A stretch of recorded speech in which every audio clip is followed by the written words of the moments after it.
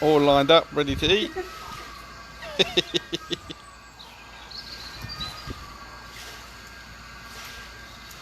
a proper little line up, isn't it? Come on, guys.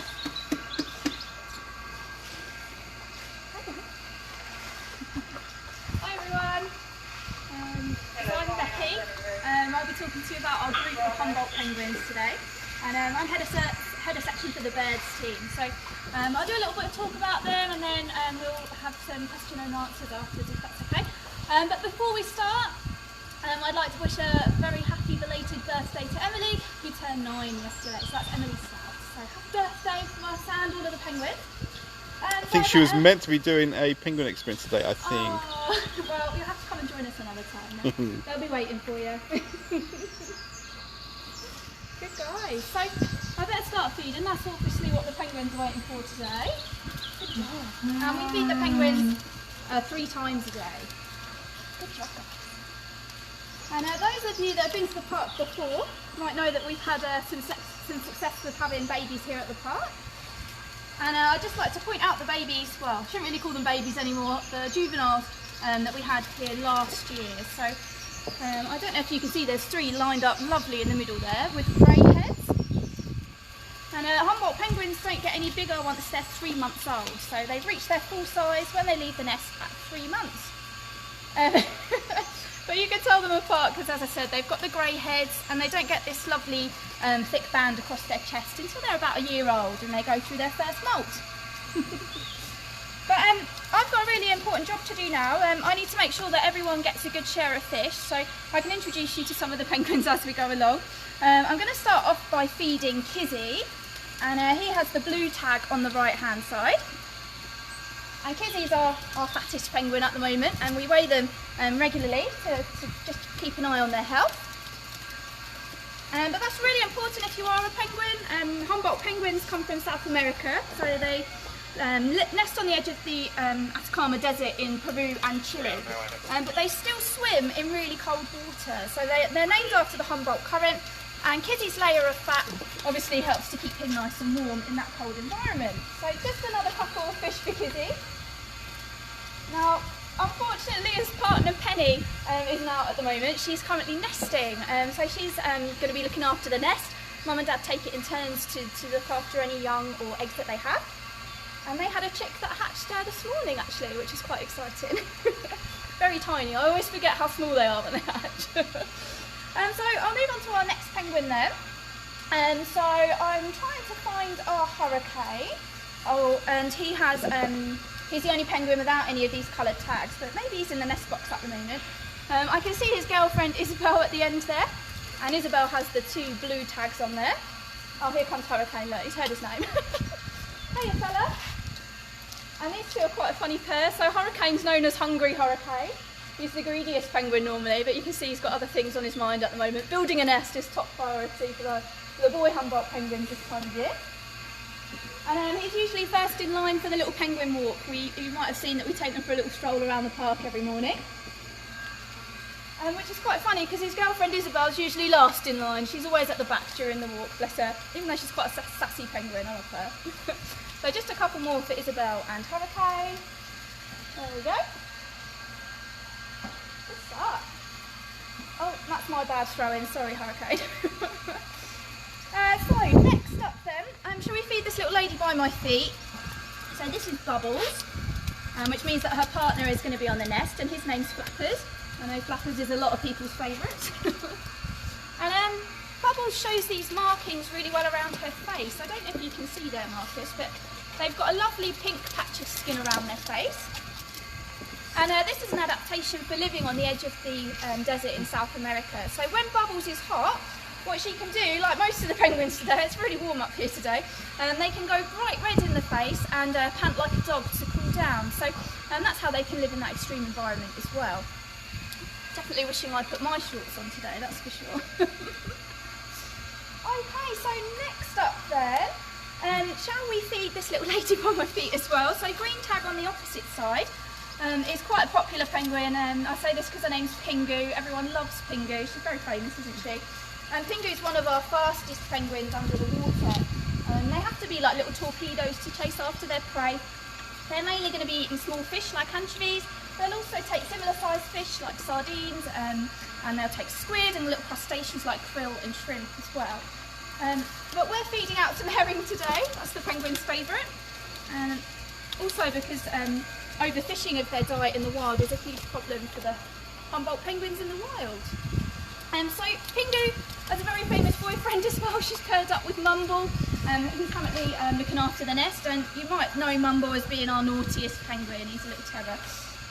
So next up then, only a few penguins left to get through now. Now my next two penguins I don't think are out at all. So we've got Lily and Palamedes. Do you want to take a wander down and see if they're in the nest? Oh, I guess that's where they're going to be. Oh, here he comes, look. Hello. So this is Palamedes. And Palamedes is a big scaredy cat. He's scared of his own shadow. I guess that would serve him well though. In the wild, Humboldt penguins obviously do have a lot of predators. So their main predators would be sea lions, but also killer whales and sharks. And their eggs and chicks are eaten by other types of seabird naturally, but unfortunately also by invasive species like cats, dogs and rats that people have introduced sadly to their breeding grounds. And I don't know if you can see in the back there, but Lily's just currently in the nest as well. Lily's quite a popular penguin. She's very playful. And so when she isn't nest sitting, she can often be found down at the viewing window. So she loves to come and interact with you guys down at the viewing window. But she's sitting tight, keeping her eggs nice and warm. They should hatch 11th of April, I think they do. So keep your fingers crossed for Lily. Okay then, so next up I've got a couple of penguins that are quite a new romance up here. So we've got Pebbles, and Pebbles has the blue and yellow tags on there. She's Lily's daughter. She's not too sure today. There we go. So Pebbles is just in the middle here. She's one of our shyer penguins, so I would like to make sure she gets some fish. You can see the others try to pinch it off her. They're a lot bigger than her. And she laid eggs for the first time this year, and her new partner Pippin's currently nesting. And that's great. I mean, you might have realised throughout this little talk that Humboldt penguins are in a little bit of trouble at the moment. And we now think there's less than 32,000 of them left in the wild, which makes them vulnerable to extinction on the IUCN Red List. And I'll be honest with you, their main decline has mainly been down to one event in the 1800s, known as guano harvesting. So if you're not sure what guano is, I'm sure a lot of you have heard already what guano is, but it's a nice way of saying poo. And Humboldt penguins are pretty disgusting. They have a nice habit of building their nests out of their own poo in the wild. So they'll dig a burrow into it and lay their eggs in there. But their poo makes a really good fertiliser. So of course, when we realised that in the mid-1800s, the people in Peru and Chile have since over-harvested that guano, which has left the poor penguins nowhere suitable to build their nests. Thankfully, we sort of realised the error in our ways and have some protection from that now. But we're still not seeing a bounce back in their numbers, probably because of some of the things I mentioned earlier. But I don't want to leave the live stream on a nice sad note. We'll end it on a nice positive. We've got one pair of penguins left to introduce you to, and then I'll feed some of the youngsters who don't have names yet. We don't know if they're boys or girls yet until we get them DNA tested. So my last penguin that's out at the moment is Pearl, and she has a white tag on the left-hand side there, and she might be a bit camera shy. She's our shyest penguin. There we go, good girl. And her partner lastly is Kermit, and of course he'll be on the nest. He's our oldest penguin at 11 years old. But that's nothing. If you thought, oh, that's old for a penguin, seabirds generally live quite a long time. Hopefully Kermit will live up to a good 30 years old here at the park, and 15 to 20 if they were for a wild Humboldt penguin. So, I think she's full up. There we go. So I'm going to start feeding up some of the babies now so they don't miss out. So let me know if you have any questions, and I'll be happy to do my best to answer them. Yeah, so there was a couple of questions that I saw earlier. How many penguins have we got at the moment? Is it? So 20 Humboldt penguins at the moment. So we've got 20 at the moment? Not including what's in the nest. We have 3 newborns in there. But early days for those yet.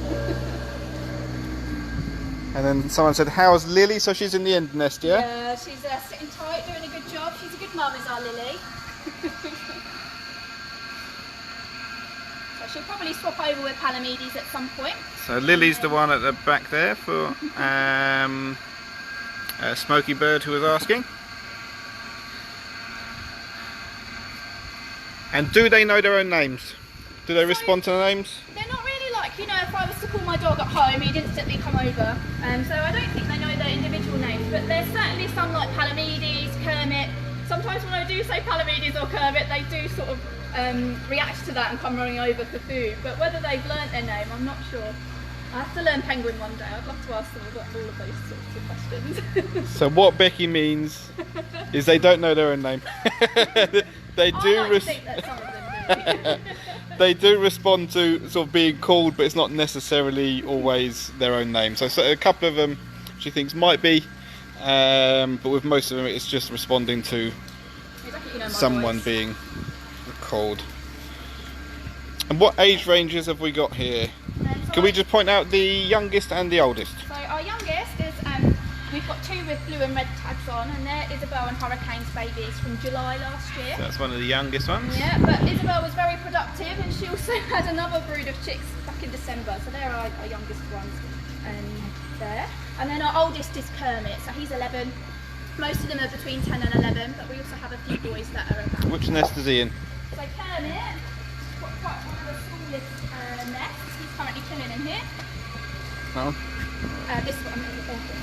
Right. So you got Kermit in there. Oh. It's a bit dark, isn't it? So that's our oldest one, Kermit. Hey, buddy. Right, what else did we have? How old's Lily? Lily's 11 now. So Lily's 11, and how many babies has she had? So Lily, this is her daughter here. She hasn't had any babies this year, but she has had, I think maybe 2 or 3 before that, without looking it up. Cool, so 2 or 3 for Lily. She only started breeding in 2013. So. Cool. And have you got a favourite penguin? Oh, everyone always asks me this, and I feel really bad for saying. You are allowed to say, they won't hear. But Kizzy, it's got to be my favourite. Where's Kizzy? He's usually by my feet. This one's Kizzy. But Kizzy seems to be the only penguin that cares that I come to work every day. No one else seems to mind. But Kizzy always wanders up and says hello to me every morning. So that's Kizzy, so that's Becky's favourite. Just don't tell the others.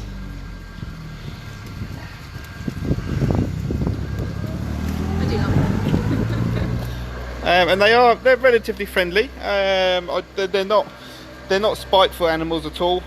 Sometimes they do get a little bit excited at feed time, which is why we say that when you're doing the experience that you do have to wear closed-toed shoes and long trousers, just in case they get a little bit excited and nip your toes. But no, they're not vicious animals or anything like that. They are friendly. Like I said, they're just a little bit excitable and a little bit clumsy as well. If they were ever to bite one, it's probably going to be by accident. They don't. Pretty much all of the animals haven't really changed their behaviour at all with no visitors here. Which is nice to see on one point, that actually when we are very busy, that it's not making a sort of a big difference to their day. The biggest thing that's sort of changing their behaviour a little bit, I suppose, is that they have got slightly different routines at the moment, where we are working with a slightly smaller team. Their routines are changing a little bit, and that's probably more sort of an interesting thing for them rather than the people not being here.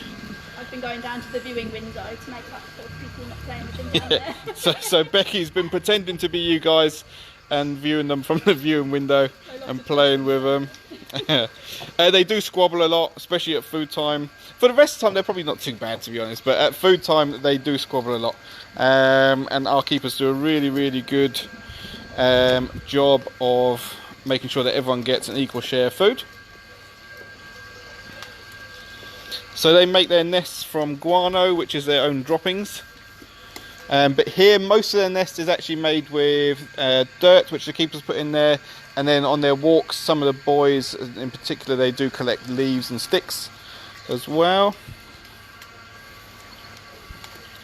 We put nesting material out here for them as well for them to collect. Does it matter how many males are in the group? Is there sort of a hierarchy at all? So at the moment, with the adults, we have an equal split. split of males and females.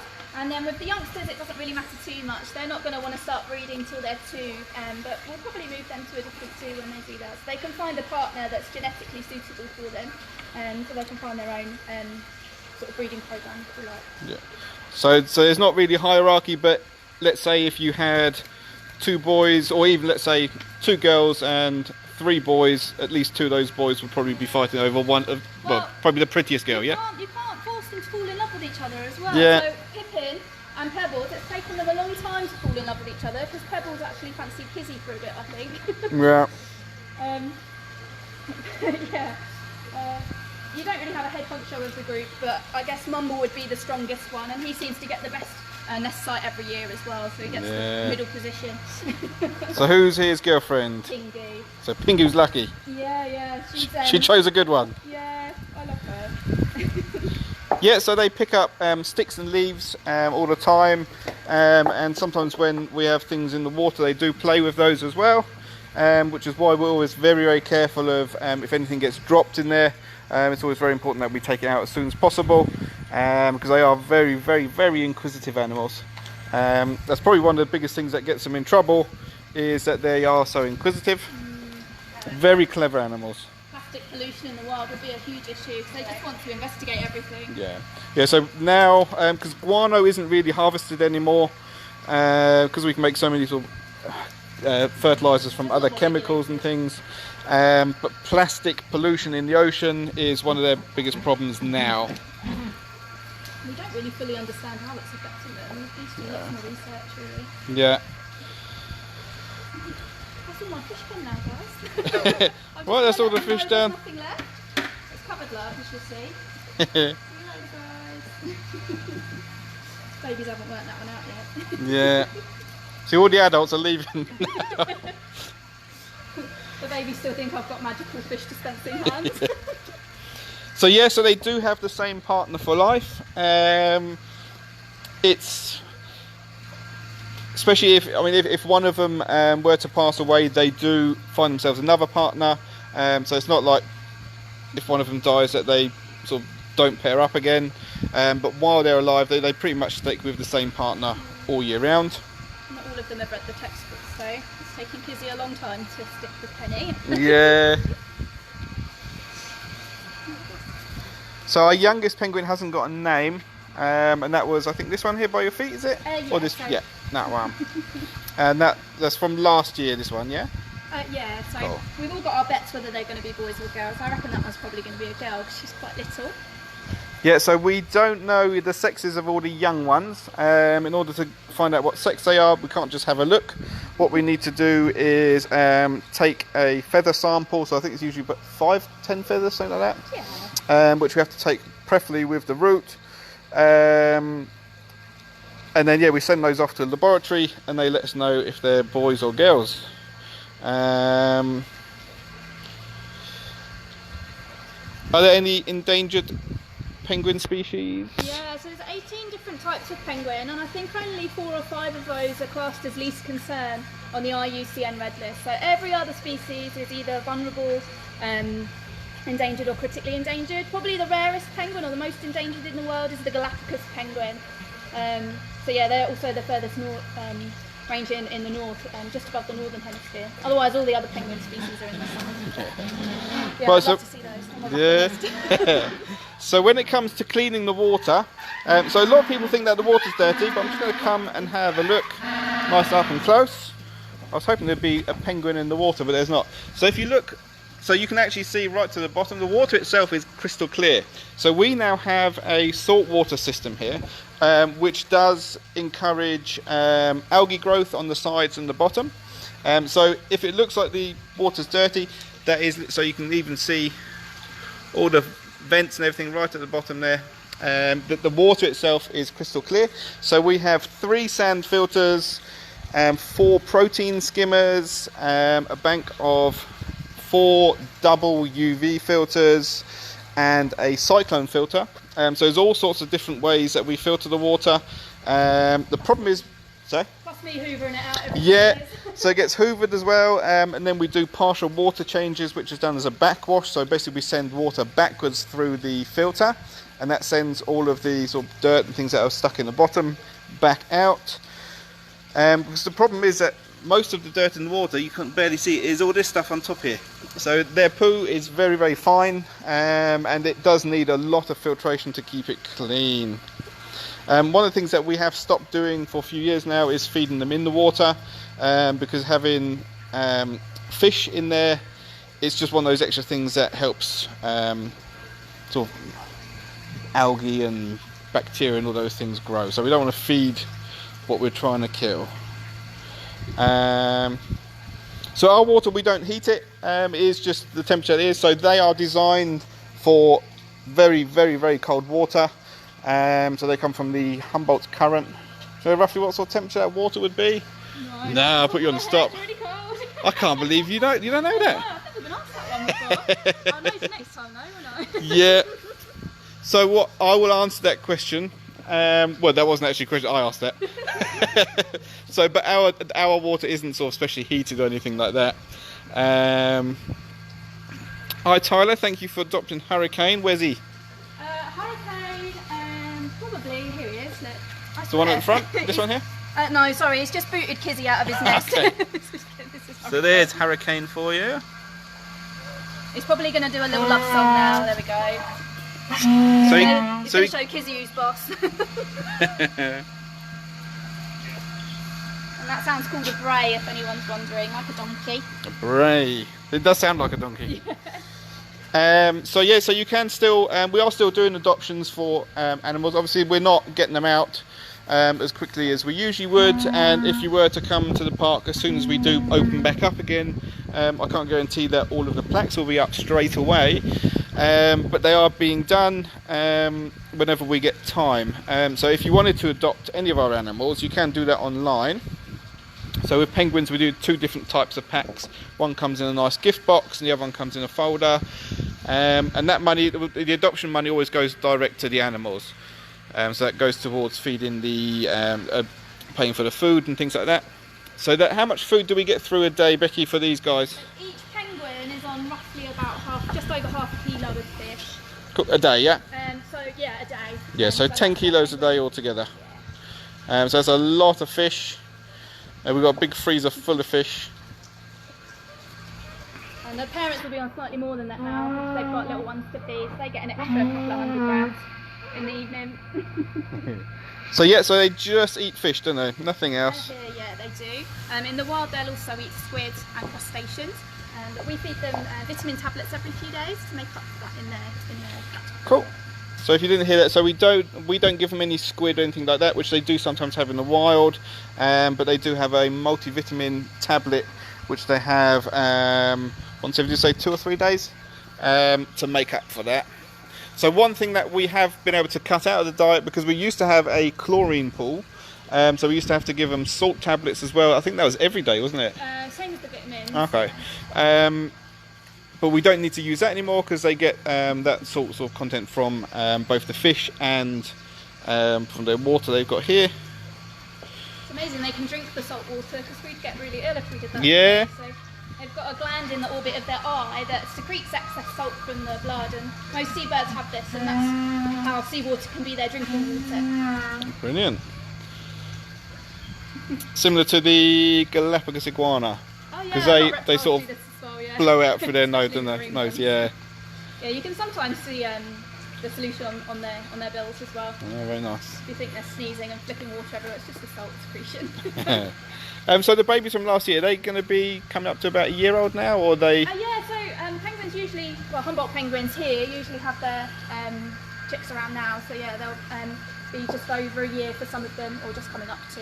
Cool, so they're all coming up to around a year now. So for everyone that was asking, Pickle, yeah, you can adopt Pickle online, but I don't think we have an adoption pack for the wolf. So we can offer pretty much any of the animals as adoptions if you email in. But the only thing which you wouldn't get is the photo quality photo print, because we only have those of certain animals, just because otherwise the outlay would be too expensive to get them made. But if you emailed in, we can usually do an adoption for pretty much anything. Right, so I think I will let Becky get back to doing what she was doing. Thank you very much. That was a really, really nice talk.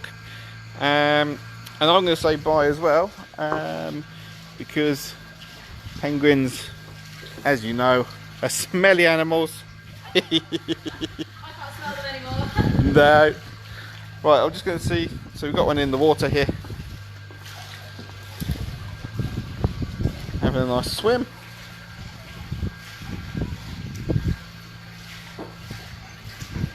So the chicks which we've got here, the young ones, they're actually going to be going to Sandwich Wildlife Park. So they won't be staying with this group. This group is about as big as we want it now. So yeah, so we're probably not going to grow this group any bigger. But obviously there is, we do breed them for other zoos to have as well. So our penguins are joining the stud book, I think, next year. Right, so I'm just going to have a quick look to see if we can see the tigers, and then I'll head off. He's chilling out on the hill there. I know if Heather's still watching, she'll want to see him. I don't know if you're still here, Heather.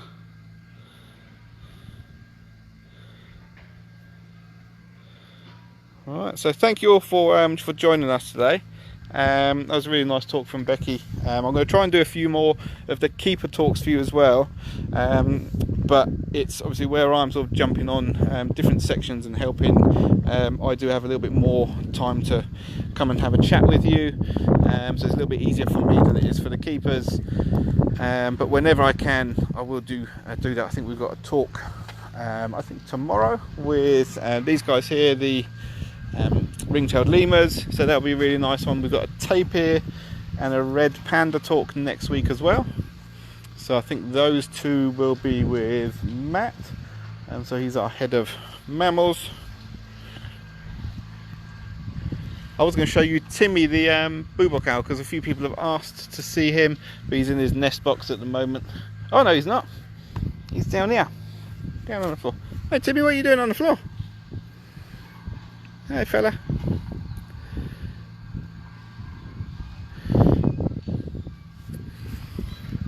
So Dakota's right down at the bottom end of the park, so I'm not going to be popping there today because I've got to head back to the reptiles to sort those out, because I'm covering the reptile section today.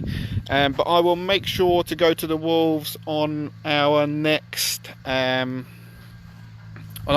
zoo tour. So the next park tour we do, I'll definitely go down to the wolves then, as well as Pickle. We'll do a nice long walk next time. I think my next walk with you guys is on Tuesday, so I'll do a really nice walk. I'm going to be changing the sticky post in a bit for this coming week's schedule, so have a look at that, see how you can join us. And yeah, like I said, I need to go back to the reptiles now, and I'm going to be doing another video for you guys with the reptiles as well, and I'll speak to you soon. Thank you very much. Cheers, enjoy the rest of your days. Bye.